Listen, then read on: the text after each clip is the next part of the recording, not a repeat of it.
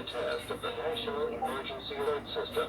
This system was developed by broadcast and cable operators in voluntary cooperation with the Federal Emergency Management Agency, the Federal Communications Commission, and local authorities to keep you informed.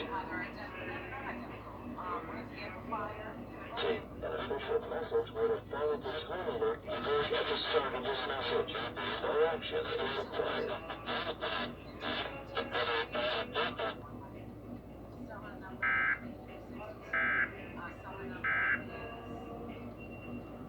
To fix it, you can change how their skin looks.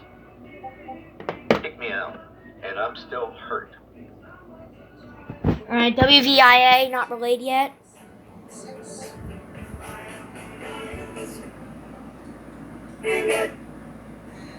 Somehow, some reason,